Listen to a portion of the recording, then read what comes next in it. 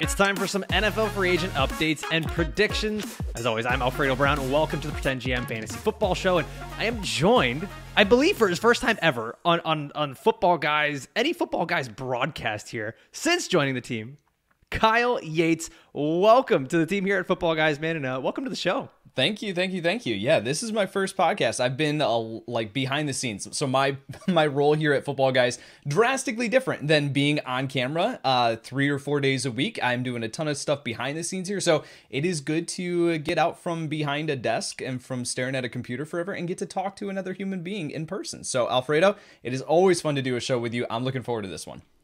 Yeah, I guess I kind of have to be like extra nice to you right now. You're sort of like my boss now, so I'll be extra cool to you here on the show today. Hey, it's a familiar position for you anyway. With what we did before, nothing's changed.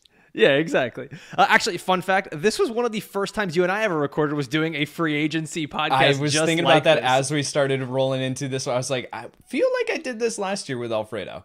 Yep, crazy, man. It's more things change, the more they stay the same.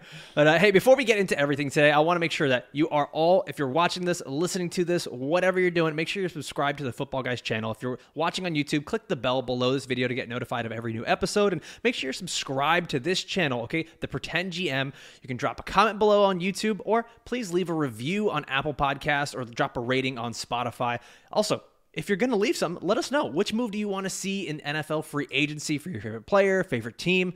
It's going to be a wild ride for us, and legal tampering, quote unquote, hasn't even started yet, Kyle. So it's going to get pretty crazy. Let's get into some of the free agency updates because we've already got news dropping, and I don't want to bury the lead too much, but Lamar Jackson is the name that is on everyone's mind right now. A lot of very strong opinions out there. A lot of stuff going on about, the owners kind of interlocking, going hand in hand on this and trying to avoid paying out so many guaranteed contracts. So, Kyle, first of all, I want to get your take here on the Ravens placing this non-exclusive tag on Lamar. What's the feeling that you get with this? Yeah, so it's first important to recognize and talk about how there are two different franchise tags, right? There's the exclusive franchise tag, which would have been, it gives exclusive rights to the team to be able to negotiate with the player, but it sets them at a higher pay rate for the upcoming year. So off the top of my head, for Lamar, the exclusive tag would have been like $45 million. For the non-exclusive, it's around $32 million is the price tag for Lamar going into next year, assuming that he does play on the non-exclusive franchise tag, which I do not expect, by the way. But it gives the other teams the opportunity, like you said, to be able to offer Lamar Jackson a contract that then the Baltimore Ravens can match. So it's really, really interesting what's going on here from this situation. They place the non-exclusive and immediately you're just like, oh my word, I can't believe that they're going to at least open the door for another team to be able to make Lamar Jackson an offer. But leading into the franchise tag deadline, there was so much conversation about Lamar Jackson and the Ravens are just so far apart. They're like $100 million apart. Lamar Jackson pushing for that fully guaranteed contract. Now, is there more going on here? Is there a situation? Because as soon as that was announced, then it was like every NFL team was coming out and be like, we are not going to pursue Lamar Jackson. And, we can kind of read through that and we're like, okay, that's a smokescreen, right? That's got to be a smokescreen. Like, we're not going to pursue, no, we are definitely going to pursue Lamar Jackson. Right. But then there's other thoughts and theories out there. Like, is this the NFL owners colluding behind the scenes to say, we don't want to set a precedent for fully guaranteed contracts in the NFL? Because what happens if we give Lamar Jackson that fully guaranteed contract? Well, then other quarterbacks down the road are going to be pushing for that. Then other positions down the road are going to be pushing for the fully guaranteed contract. So there is so much going on here in this situation. It's hard to get a gauge on what is actually happening. I've got my phone like right here set up because I wouldn't be shocked if we get some news that happens here during the recording of this podcast. So there's just so much happening here. I think it's a very good possibility that Lamar Jackson does play elsewhere in Baltimore in 2023. Yeah, I know that some of the teams that have been brought up have been, and I think for a lot of people, this might be the favorite, is the Atlanta Falcons. Seems to make a lot of sense. The Commanders were brought up at one point, whether jokingly or serious. There are a lot of places. And so it sounds like, Kyle, you believe, one, that Lamar Jackson will not play on this tag, but do you think that he actually stays in Baltimore for the future? Like I said, I think there's a very realistic possibility that he does play elsewhere in 2023, because I think that even if we do have the NFL owners that are pushing this, like, oh, we're not going to set this guarantee contract, one NFL owner, all it takes is one NFL owner to go rogue and say, we're done with the quarterback carousel. Like, the reason why Washington is discussed is because they've had this quarterback carousel for so long, where it's like, let's just end this. We know who Lamar Jackson is. Yes, he's got some injury risk. Does his style of play carry on well into his 30s? There's a lot of other factors there, but let's end this quarterback carousel. We'll offer the 2 first-round picks, and we'll give him 90%, fully guaranteed contract, whatever the case may be. So I think all it takes is one, and I don't think Baltimore's willing to pay it. Yeah, there's a lot of what seems to be evil empire stuff going on. Like, this feels like the Order 66 of the NFL for those you Star Wars fans out there. Like, this kind of feels like they are trying to get to that next gen of NFL that the owners envision, right? And not totally give all this power to the players. That's what it feels like, at least if you're into all the conspiracy theories. But let's get into some of the other players here that have, or at least agreed in principle, to a contract prior to the free agency period. And the first one here is Derek Carr going to the Saints. He's got a 4-year, $150 million agreement. And it seems more or less Carr is locked in with the Saints for at least the next 3 seasons. Now, the cap and contracts and all that stuff is it's a lie anyways. But if we're looking at Derek Carr being the quarterback of the Saints for at least, let's say, the next 2 or 3 seasons, Kyle, what does this mean for Chris Olave in Dynasty? Yeah, he's got to shoot up the Dynasty rankings, in my opinion. I think that this is a big move for Chris Olave, not just because of Derek Carr and who he is as a quarterback, but also the external factors that are going on around New Orleans as well. First off, I mean, we could talk for the full podcast here about how in the world did New Orleans make this happen with the salary cap, but that's not a good way to spend our time. But for Chris Olave, you have to talk about, okay, is Michael Thomas a member of this team? With his ridiculous cap hit going into next year, I think it's likely that they move on. He's barely been on the field the past 2 seasons. So I think it's very realistic that they move on from Michael Thomas.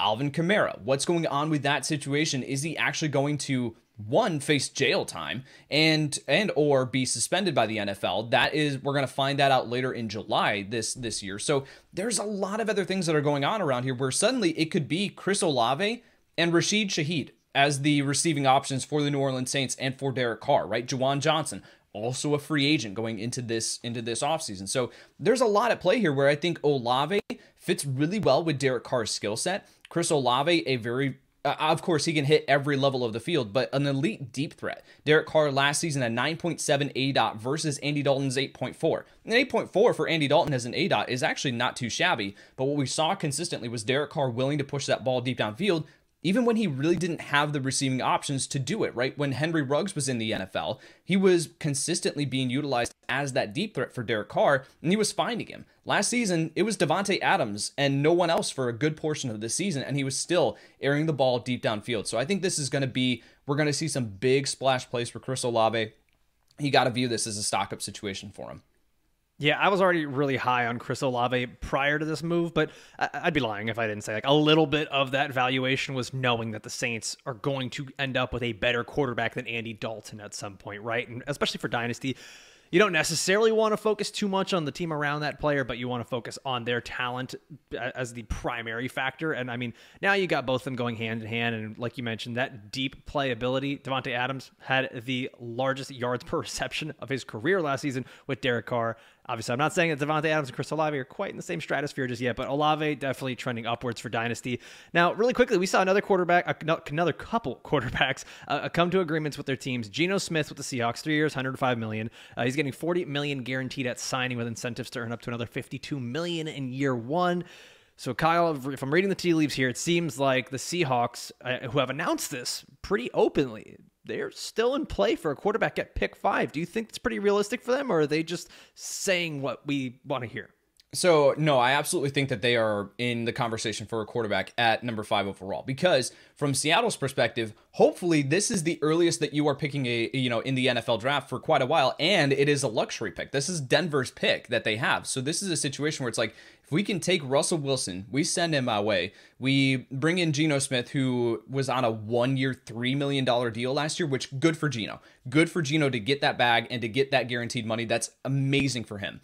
To then parlay that into a top 5 pick, which could be Anthony Richardson for the future, like that is absolutely incredible. So I think that you have to at least be in that conversation. And the way that I've seen this contract structured, it is a situation where it's like Anthony Richardson or Will Levis makes perfect sense for them at number 5 overall, or maybe just a small leap up to go get that quarterback, because you can have Geno in year 1, maybe in year 2. Anthony Richardson can sit behind him, can learn. And then, I mean, you talk about Richardson, who has some accuracy concerns. What better way to fix your accuracy concerns than to air it out to DK Metcalf deep downfield, right? And to Tyler Lockett, who's consistently open deep downfield, right?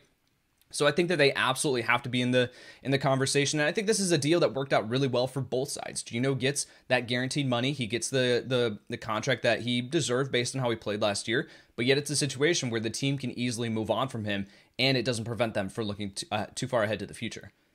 Yeah, I think this is a team that is surprisingly still very competitive despite not having Russell Wilson anymore. And I don't know that they're going to be going fully into that rebuild mode. I think it's going to be very interesting to see what happens. If someone is willing to give them a lot of money to move up to that, a lot of draft capital to move up to that 5th pick, it's going to be very interesting to see what the Seahawks do at that point, because they could get a king's ransom for that 5th pick if Anthony Richardson is still available and a team like the Panthers want to move up, or someone else. So I'm going to be keeping a careful eye on that one.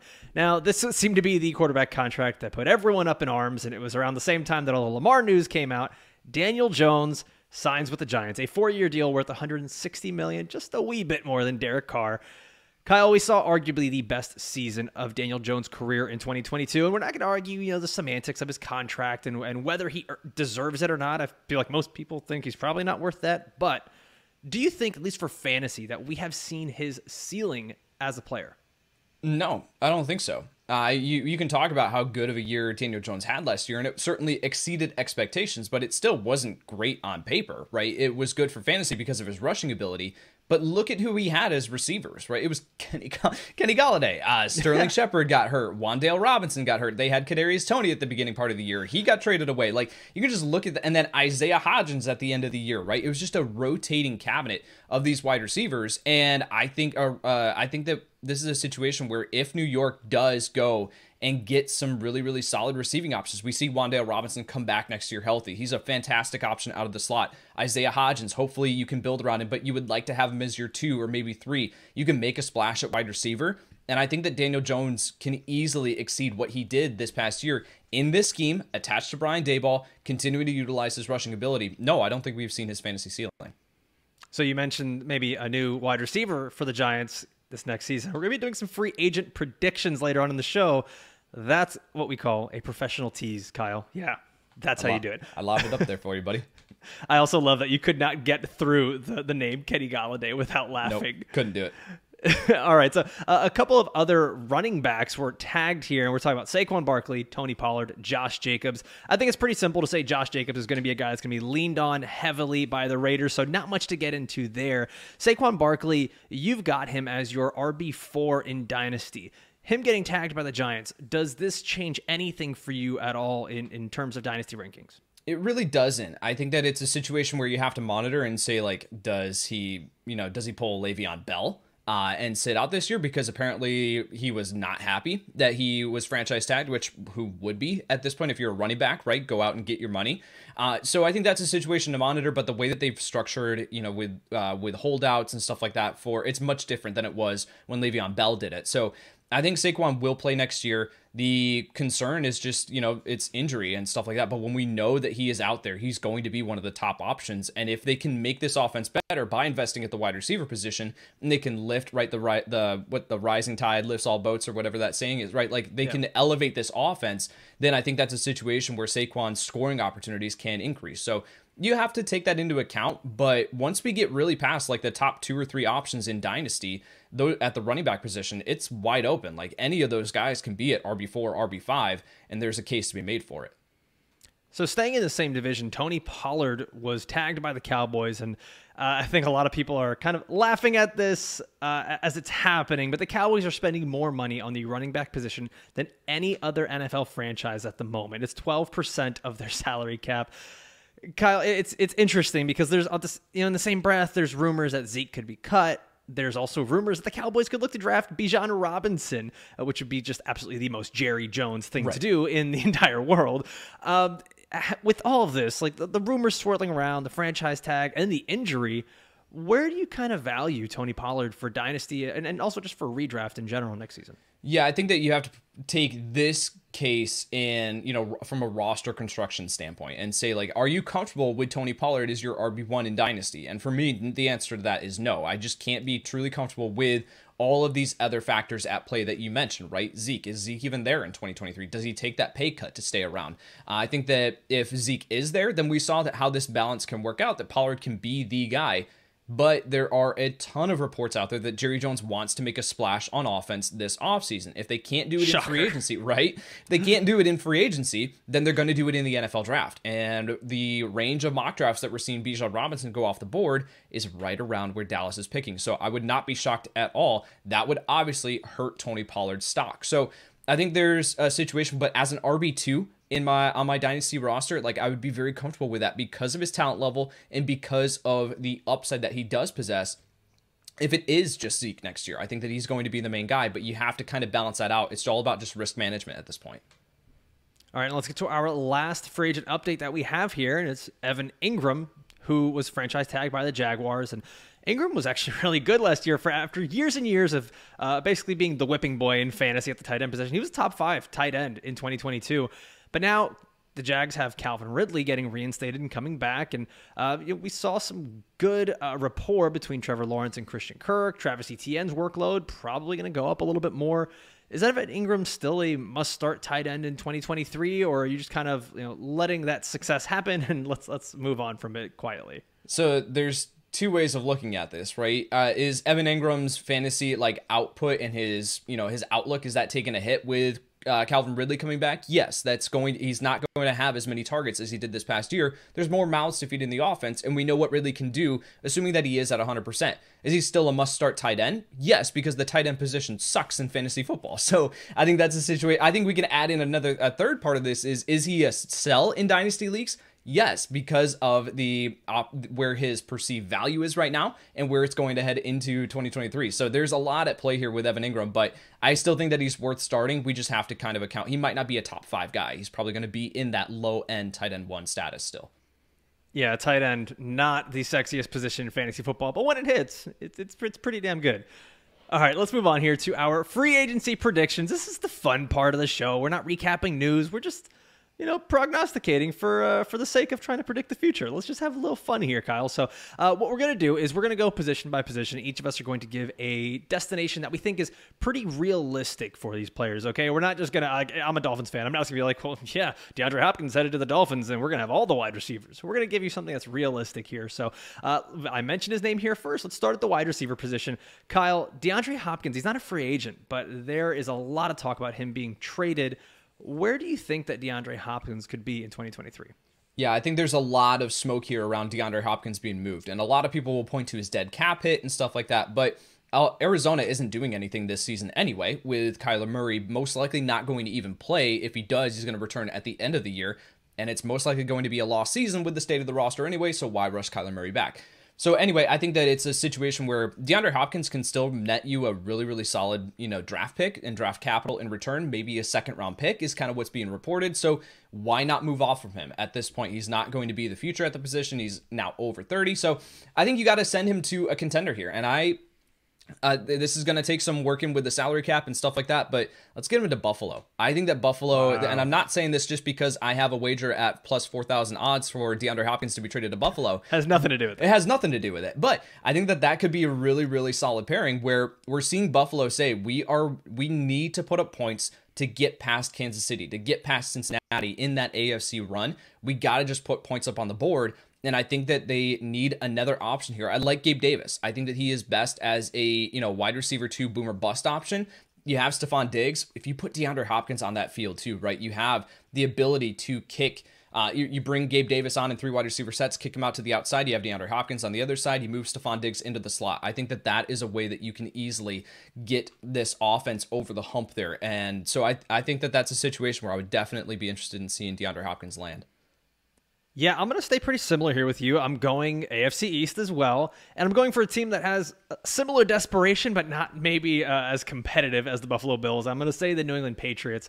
I think a lot of us who watched Hard Knocks with the Arizona Cardinals this year, we saw that clip of Bill Belichick and DeAndre Hopkins kind of courting each other, like very openly and awkwardly, and talking about how much they love each other. And it was very interesting, and I can totally see the Patriots being a team that's able to go and acquire DeAndre Hopkins pretty easily. The Patriots do need a big move if they're going to bolster their offense, add some sort of playmaking ability, because if not, like, we're going to see Mac Jones just spiral out of control pretty quick, and his offense spiral out of control pretty quickly. So getting him a reliable pass catcher, and the Patriots, they have the cap space to pay Hopkins, at least, as his career continues, and they likely have the best draft capital with pick 46 if we're talking about a second round pick to likely make a move for Hopkins. So I see that being a good destination for him, particularly because we don't often see young receivers do well in this New England Patriots offense. So to grab a guy who's a little bit more experienced and a crafty route runner, I think it's a good fit.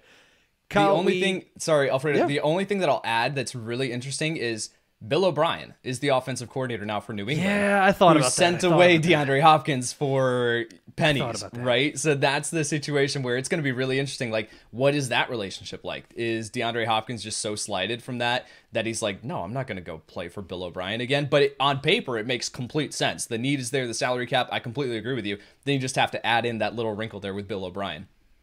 Yeah, I think it's one of those things that maybe, Bill Belichick can whisper the sweet nothings into each of their ears and just make them work together. Let's just make it happen. All right, we're talking about the Patriots here, and a wide receiver that was really good for them this last season is now a free agent this offseason. It's Jakobi Meyers. Kyle, where do you have Jakobi Meyers going in free agency? You and I have this, we're in lockstep with this one. This is the Chicago Bears. I think that you look at Chicago, obviously $92 million to spend this offseason, and they desperately need wide receivers and receiving options here for Justin Fields that they're building around. So I think Jakobi Meyers makes perfect sense. You have Chase Claypool on the outside. Hopefully he takes a step forward. You have Darnell Mooney on the other side when he comes back from his injury. You need a slot option. They tried it with Velus Jones Jr. He's more of a 4 or 5 wide receiver on a NFL depth chart than a 3. So get Jakobi Meyers into that slot, and $16-17 million a year. I think he's worth it. I think he's a really, really underrated receiver. I think he would be a perfect security blanket for Justin Fields over the middle of the field. Yeah, Meyers, I think, is pretty underrated. He's not going to be the superstar piece that they might need for that offense, but he's going to be a really good complementary piece, just like you said, that can, I think, fit well with Mooney and Claypool. So, yeah, we both got him going to the Bears there. All right, let's get to our next wide receiver here, and that's Juju Smith-Schuster. Kyle, where do you think he's going? This is another one that we disagree on. Okay, so first off, this wide receiver class, if we're talking about Juju Smith-Schuster as the number 2 option in the free agent class, like, whew, man, this is not a good group. Juju Smith-Schuster, I think we're looking at another 1 to 2 year deal here for him. I don't think that what he did this past season in Kansas City is instantly going to boost him, to the $15+ million per year on a 3 or 4 year deal, right? So I think that we're looking at a situation where salary cap has to make sense. He's got to land in a spot where, they are able to afford him. And then also, too, like, they need out of the slot. And Atlanta makes sense to me. Atlanta here with Drake London, they like the big-bodied wide receivers. Juju has the size as a big slot. Drake London on the outside, Kyle Pitts. Obviously, if you are going to move forward with Desmond Ridder, you need all the receiving options that you can get. So Juju Smith-Schuster makes a ton of sense for me here for the Atlanta Falcons. Yeah, I've got him staying with the Kansas City Chiefs. The Chiefs really haven't shown interest in getting big-name receivers in there on the team, and I don't think, you kind of said it, I don't think there's going to be a huge market for Juju here. Like, he was one of the top free agent wide receivers last year as well, and there wasn't a big market for him. So I kind of think Juju ends up staying there in Kansas City, and he'll probably be relatively inexpensive for the Chiefs to work with there. Let's get to our next guy, Allen Lazard, who I think a lot of people were expecting him to take a big step forward with the Packers this year, and that didn't quite happen. So where could you see him going in 2023? I saw this as a report, and I can't remember who put it out there. Otherwise, I would credit them. The past week, 2 weeks on Twitter has just been insane with so many different reports, so it's hard to keep them all straight. Houston is an interesting landing spot here for Allen Lazard that I have heard, where you've got the scheme coming over from San Francisco, where they value run blocking, right, from their wide receivers. They value that, and if we're going to see them lean on the ground game here for Houston, I think that is a situation where Allen Lazard makes a ton of sense. Where Brandon Cooks most likely on his way out, most likely going to be traded here. and you need at least a reliable receiving option that can also bring that run blocking for you. So you have Alan Lazard, you have Nico Collins on the other side. Those are two guys that bring some size to the position and can help complement the run game.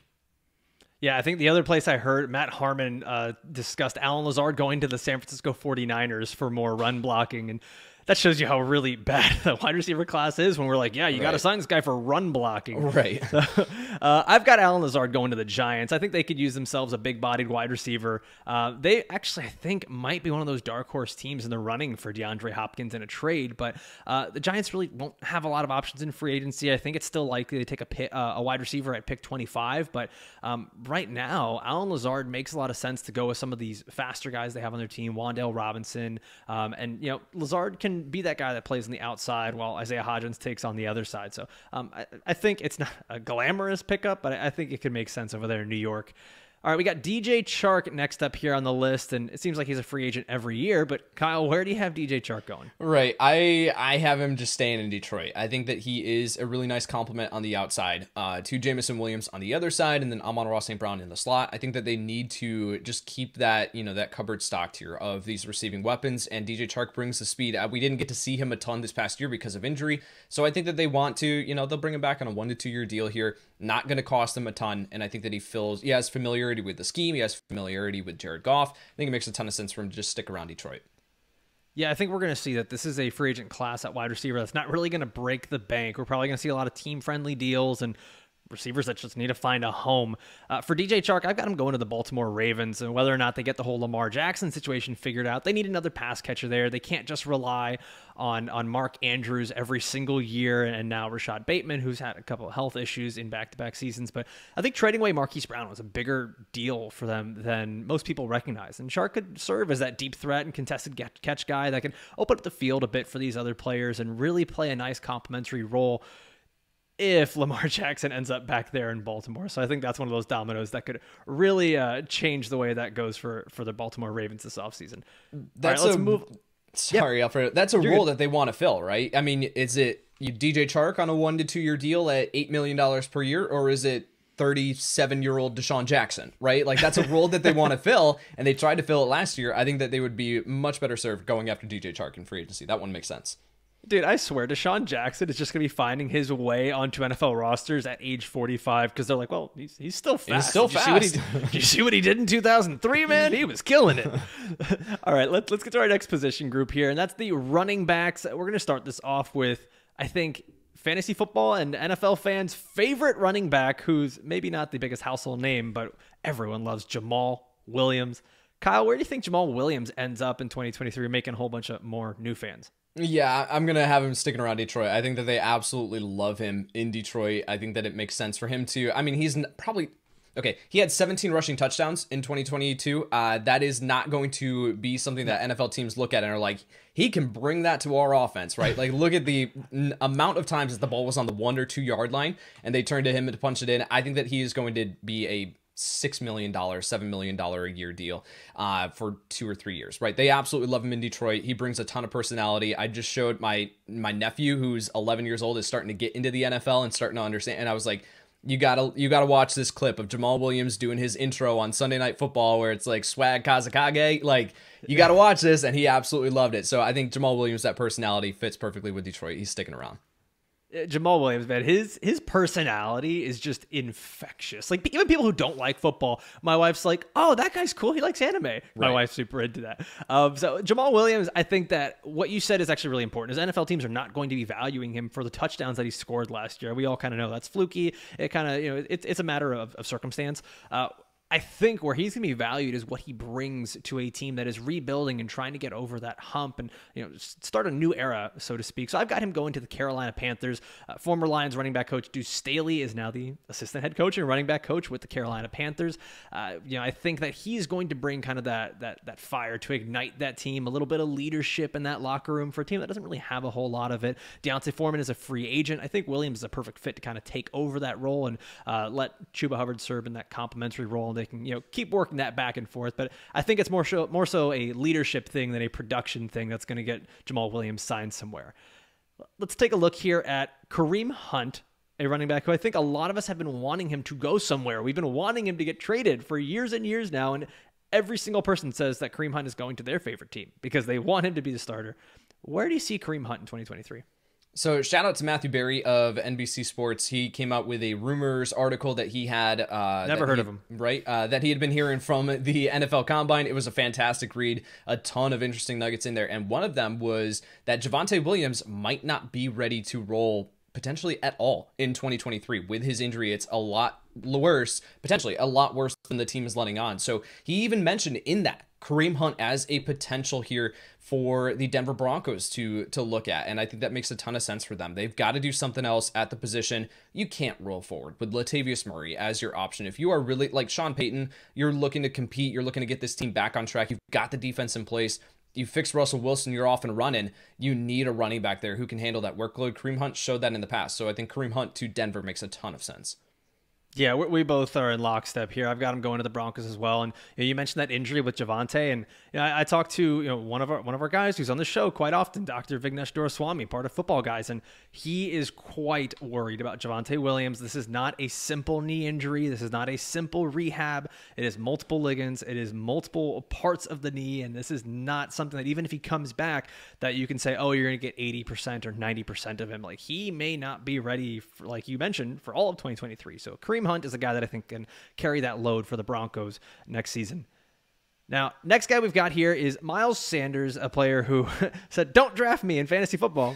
And then he was actually like pretty solid for most of those weeks. So Miles Sanders, where do we see him landing in 2023? Yeah, I don't think that he's going to command a significant deal. Even though the talent level has been there in the past, we've seen the flashes. He just has not delivered that consistent production. And you always have to kind of be concerned about a player who has one of the best years of their career in a contract year. So for me, I call out Tampa Bay. That you move on from Leonard Fournette here. I think that Miles Sanders is not going to cost you a ton, 1 to 2 year deal here. And I think as a really nice compliment to Rachaad White, I think Tampa Bay needs to bring in someone else. I don't think that Rachaad White is the main option in Tampa Bay for 2023. It's going to be a rookie running back. It's going to be a free agent here. So I call Miles Sanders to the Tampa Bay Buccaneers.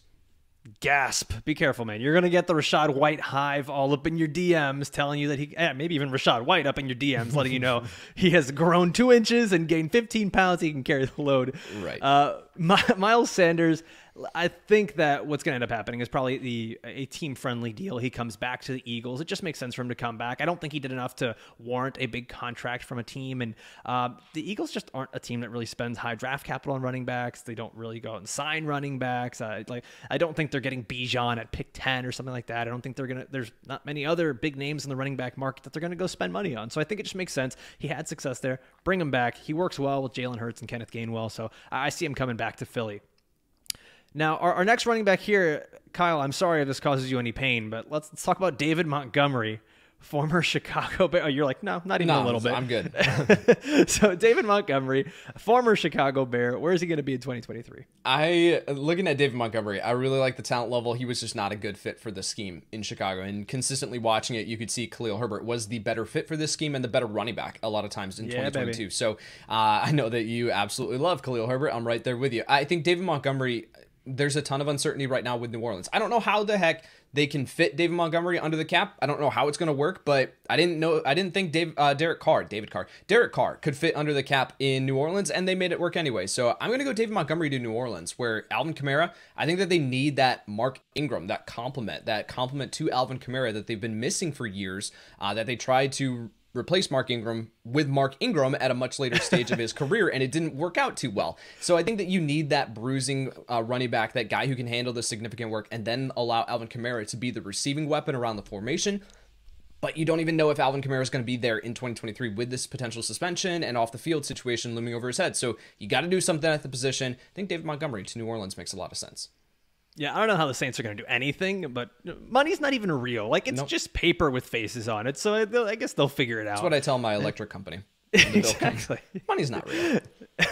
So I've got David Montgomery going to the Buffalo Bills. I think they have been looking for this running back for quite a while. They've got James Cook still on the roster. They've got Nyheim Hines still on the roster, and both these guys are pretty much primarily receiving threats. I think James Cook does have some versatility where he can be a runner in between the tackles, but I think they want to get one of those bigger bodied guys, whether it's through free agency or through the draft, someone that can really be that short yardage back for them and then not have to rely on Josh Allen all the time, no matter how successful those quarterback sneaks are. So I don't think there's any guarantee that they end up with a guy like Bijan at whatever later pick they have in the first round. So David Montgomery, I think, does make a lot of sense to them, and I don't think that he'll be super expensive. Now, we've got another running back here who really reminds me a lot of David Montgomery. It's a guy that's like never really totally been uber productive and maybe not even the best fit for where he was. But Damien Harris is no longer on the New England Patriots. Kyle, where do you think he ends up in 2023? This is an interesting one where I've actually been telling people to go buy Damien Harris in dynasty leagues because right now you can get him super, super cheap. Everyone's like, Ramondre Stevenson is the guy in New Orleans, but we have to remember that we're just a year removed from Damien Harris scoring 15 rushing touchdowns, right? Even with Ramondre Stevenson on the roster.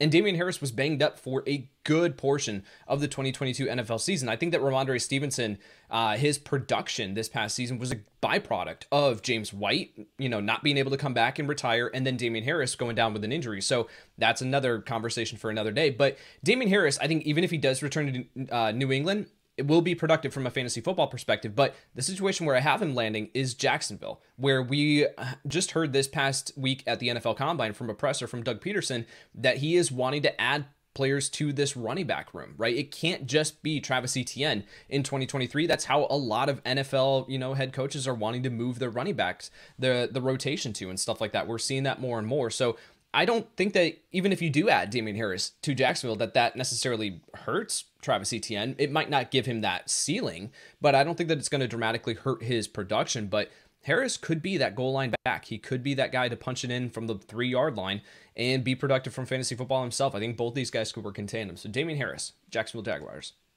You mentioned Ramondre Stevenson there. I'm going to do a little cross promoting here. I have an article coming out soon on dynasty running backs to sell, and Ramondre Stevenson may or may not be in that article. May or may not be. I don't know. That's another tease for you. Very professional on this show. So Damien Harris, I've got him going to the Saints. You mentioned the Saints earlier as a team that tried to replace Mark Ingram with Mark Ingram. But let's go with like another version of Mark Ingram, Damien Harris, who's kind of like a very similar dude coming out of Alabama. He's not the most dynamic. He can catch the ball, but he's not really a natural receiver.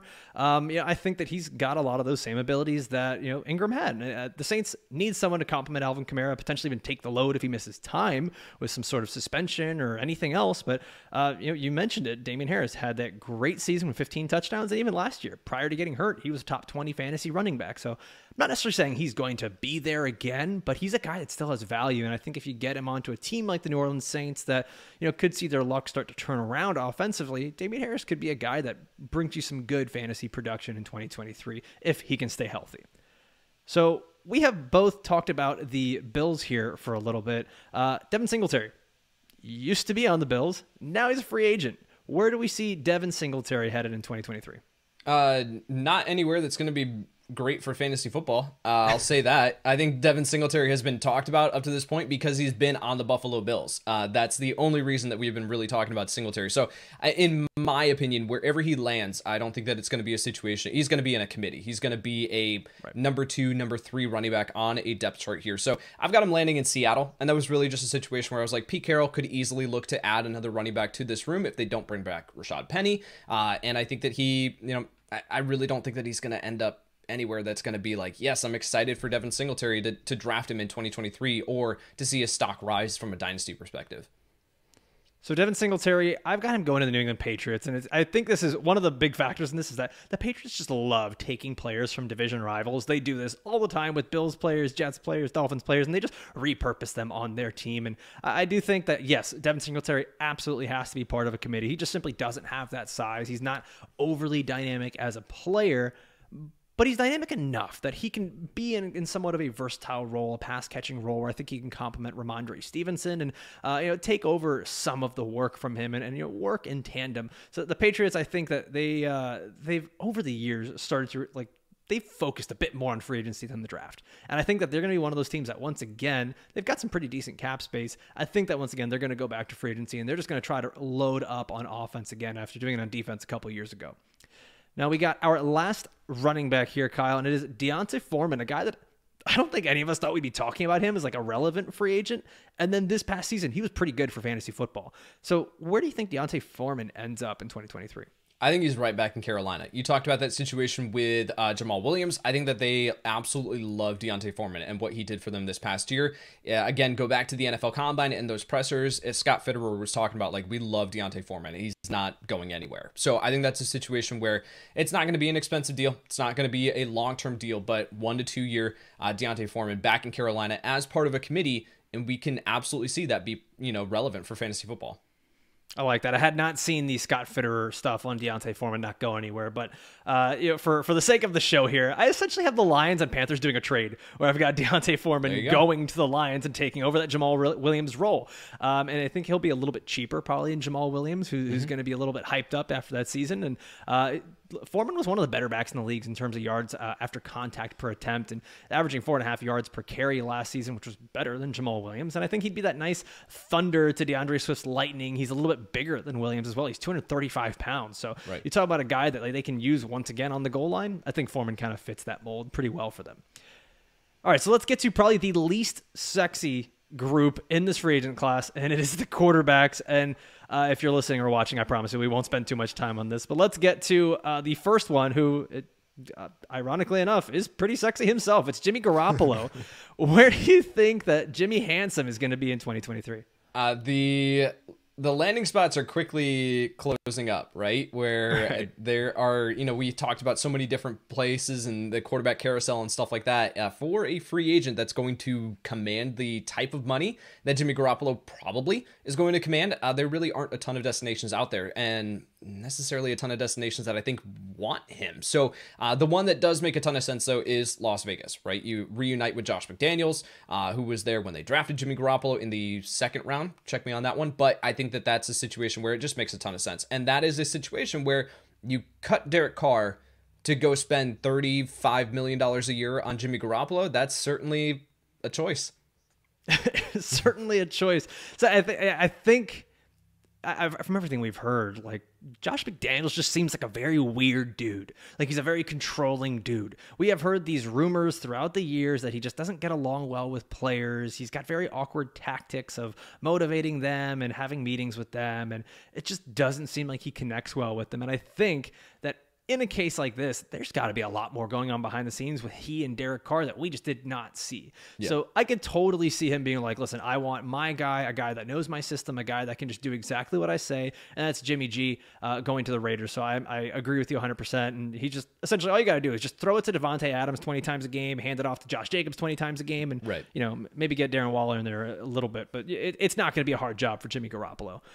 Now, we get to some of the ugly names here, and it's just kind of a causality right now at this point. But Carson Wentz, seems like he's on a new team every single year. Because he is. Yeah, I mean, he is. Like, he really is. Is Carson Wentz, where does he go in 2023? Like, I didn't even know how to phrase that question. I was about to ask, like, does he play in 2023? But I think he does. Yes, he will play in 2023. Some team is going to take the shot on him because we've seen him traded now back-to-back off seasons where a team is like, yes, I'll bring him in. Of course, the talent level, the high draft capital. High draft capital means a ton for NFL franchises and NFL owners and NFL GMs. That means so much. So I think we're going to see a team bring him in. And I think that it's a different situation now where it's like Carson Wentz on a 1-year, $10 million prove-it deal is a lot different than trading away draft capital and assets to go get him at $27 million a year or whatever he was last year for Washington. So Tampa Bay needs to do something. They need to do something at quarterback. You cannot go into next year with Kyle Trask. You're too far down the standings to go and make a move for one of the rookie quarterbacks unless one of them experiences a Justin Fields type fall or anything like that. So I think this is a situation where you got to bring in someone. And if your options are, I don't think that they have the cap room to go after Jimmy Garoppolo. So then is it Carson Wentz? Is it Drew Lock? Is it Baker Mayfield? Like, those are your options. I actually think Carson Wentz might be the best option out of all three of those. Not saying he's a good option, but he's the best option out of all three of those. Yeah, Carson Wentz is like the walking embodiment of the Arrested Development meme. It's like, did it work for those people? No, right. It could work for us. Like, every single year, like, that's what these teams do. And I think you're right. I think we're just going to run out of locations and we're going to run out of quarterbacks, and the Bucs are just going to be sitting there of like, well, I guess we can make Carson Wentz, and they do like the Dr. Evil air quotes, like compete with Kyle Trask. And really what they're doing here is they're going to start the tank, or sorry, the rebuild, excuse me. That's the proper terminology here. And I think it makes sense. Carson Wentz going to the Bucs. We've got him going to the same place there. Jacoby Brissett is a player who really surprised a lot of people. He looked really good, and a lot of people mentioned they think that he could be a starting quarterback once again in 2023. So do you think that happens for him in 2023? I do, actually. I think that Jacoby Brissett is one of the more intriguing options on the free agent market right now. And I've been, even when Andrew Luck retired, I was like, I think Jacoby Brissett deserved another shot in Indianapolis, because the situation that he was thrown into that year, very little receiving options. The offensive line obviously was terrible in Indianapolis. I thought that he deserved another shot, and I've kind of kept that same thinking this entire way. So Brissett is actually really intriguing from a dynasty superflex standpoint, because I do think that he gets another shot. I'm going to go back to him reuniting with Frank Reich and go to Carolina. Carolina needs that bridge quarterback. They're talking about Sam Darnold. I don't think that he's the guy, but they need someone to be that starter while they get their long-term quarterback in the building, right? And there is a ton of smoke right now around Carolina trading up in the draft, potentially all the way up to number 1 overall, which is going to be a massive, massive haul. But you need someone to be that bridge quarterback while you have that rookie starting. And if you can't move up, if the price is too high to move up to get one of these guys, you can roll forward with Jacoby Brissett and then potentially get into the range where you can get a Caleb Williams, a Drake May next year. So I think that's a situation where it makes just too much sense for him to reunite with Frank Reich. Yeah, I've got the exact same thing. Reuniting with Frank Reich over there in Carolina, I think he's that bridge quarterback for a guy like Anthony Richardson or Will Levis, and their new quarterbacks coach, Josh McCown. I didn't know this until I saw it the other day. He was actually one of the best athletic testing quarterbacks ever, like in this modern era. Mm-hmm. Yeah. So like, I would not be surprised if they go after one of these guys that are just incredibly athletic, like an Anthony Richardson, and say, hey, we can reel this in. We can make this happen. And Jacoby Brissett is a good guy for him to learn from. Now, if they do move up and they go and get a guy like a CJ Stroud, I think that Brissett can still maybe start a game or two, or just at least be a good backup to have. So yeah, I'm full agreement with you there of Jacoby Brissett going to the Panthers. Now, here's a quarterback that you mentioned a little bit earlier. It's Baker Mayfield. We thought we were done with Baker, and he hangs around, just like Carson Wentz. So where do we think that Baker Mayfield could be next season? Again, he hangs around because of the high draft capital. Number 1 overall pick, number 2 overall pick for those guys. So, Baker Mayfield, I think that staying in Los Angeles makes a ton of sense. I think that Tampa Bay is a destination where they could look his way instead. I think a situation where, Baker's not going to command a ton of money. His sample size of what he did in LA at the end of the year, granted, the situation around him was absolutely abysmal, but he performed pretty well. It wasn't a large enough sample size where he's going to command a ton of money. So actually, San Francisco needs to do something. They need to do something if Trey Lance is not ready to make it back by week 1. All reports are you have Brock Purdy with potentially going into surgery later on this week. Might be ready to go by week 1, but he's going to miss all of training camp. So you got to do something. You got to bring in a veteran option there for you. And I think that Baker Mayfield on a 1-year, $7 million deal makes a ton of sense there for the 49ers. Yeah, I think that makes a lot of sense too. I think that would probably be my 1B for locations, but I think he stays in Los Angeles with the Rams. Like you mentioned, he had a couple of good games there. I think the big factor here is we really don't know what Matthew Stafford's health is going to be like, and I think that's probably the thing that scares the Los Angeles Rams the most right now is if Stafford cannot play, they need to have a good insurance policy. And Baker Mayfield seems like a decent insurance policy at this point to at least keep them competitive because they don't have draft picks ever. So they've got to stay competitive. All right, let's get to our final position group here. And we got just 2 guys. It's the tight ends. Okay, we're going to start out with our first one here, Dalton Schultz, a guy who, at least I think, has been pretty underrated for a couple of years. He's continued to produce, but now he's going to be a free agent, no longer with the Dallas Cowboys. Where do you think Dalton Schultz ends up next season? Yeah, so we definitely know that Dalton Schultz is moving on from Dallas because they used the franchise tag on Tony Pollard this year. So Schultz is a free agent. And I think that they've got Jake Ferguson. I think that he can easily step into that role. You've got other playmakers where I don't think that tight end position is crucial. I think it was a situation where Dalton Schultz was there and he had good chemistry with Dak Prescott. I'm going to have him following Kellen Moore, though, right? You have Gerald Everett also heading into free agency for the LA Chargers. Kellen Moore, now the offensive coordinator there. I think that him reuniting with the Chargers just makes so much sense on paper. They have a need at that position. I don't think he's going to command a ton of money in free agency, so easily could see Dalton Schultz heading to Los Angeles. So I've got Dalton Schultz headed to the Green Bay Packers. I think the Packers have a pretty glaring weakness at tight end, and I don't know that they're going to use high draft capital on a Michael Mayer or Dalton Kincaid or anything like that, but they've got an opening there. Robert Tonyan's going to be a free agent. Jordan Love appears to be the next guy in line, and why not give him as many weapons as possible? Like, don't set this guy up to fail in the final year of his contract, and you're never going to know what he was. Also, I mean, it's something that just feels really natural about like a big old Caucasian man with blonde hair named Dalton. Like, that just fits in Green Bay, Wisconsin. I don't know, man. Like, he just looks like he belongs there in green and gold. Enough. Yeah, that's hashtag analysis for you. But he was a top 6 tight end in 4 of his last 8 games last season. He finished as a tight end 4 in 2021. Like, this is a guy that can actually be pretty productive. And while I like the Chargers setup that you have there for him, I think Green Bay just gives him a really open opportunity to be that guy that works the middle of the field while Christian Watson remains that field stretcher, and Romeo Doubs can kind of be that secondary receiver over there. So I think that if this were the case, Dalton Schultz remains a pretty good fantasy commodity outside of that Cowboys offense.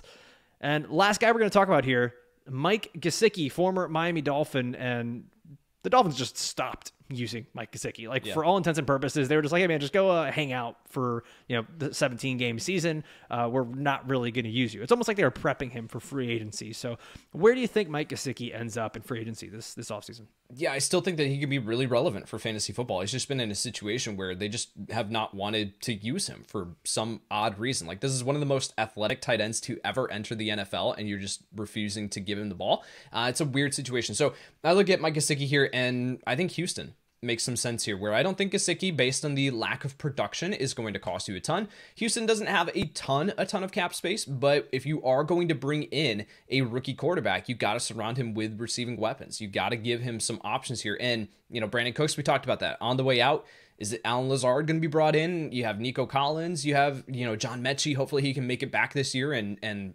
perform well. But you got to do something else. You got to have some options here. And they like that move, athletic tight end. I think also Jordan Akins is a free agent off the top of my head. I can check that in a second. But Gesicki makes a ton of sense here for me for the Houston Texans. Yeah, I've got Gesicki going to the Cincinnati Bengals. I think they're one of those teams that there's a few teams, the Bengals, the Bills, like all these AFC teams that are trying to compete with the Kansas City Chiefs. Like, they're just trying to get over that hump. And I think they're going to look for playmakers, whether it be a DeAndre Hopkins or a Mike Gesicki or whatever it is. And I think Gesicki adds kind of another element, another layer to that Bengals passing attack. Like, just imagine them sending out Jamar Chase, T. Higgins, Tyler Boyd, and Gesicki in a 4-wide situation. Defenses are going to be spread pretty thin, and at that point, it doesn't matter if Joe Mixon's the running back anymore. Like, the defenses are going to be pretty far off trying to cover all of these receivers that you have out there, because make no mistake about it, Mike Gesicki is just a really big receiver. Like, he's not a tight end, but just use him. Use him for what he's good at, okay? The dude's like 6'5", 6'6". He ran like a 4.4, 4.5 at the combine. He's got an insane vertical leap. He's not always the best hands, but he is a playmaker. He can be a red zone threat, and I think that he would make a lot of sense in Cincinnati. They didn't quite have the success they wanted with Hayden Hurst, and I think because of the little usage he got last season, he could be had at a discount. So a team like the Bengals, who maybe can't spend too much in free agency, I think they might prioritize this position and getting another playmaker for Joe Burrow. Well, Kyle, that does it for us. That's everything. It's been a lot of fun. I think that the free agency class, while not that sexy, it's going to get a little bit crazy. We haven't even entered the legal tampering period, and there's already been so much news flying around. But Kyle, I want to thank you so much for joining me on your Football Guys debut. Welcome to the team, buddy. We are so happy to have you. Thank you so much, man.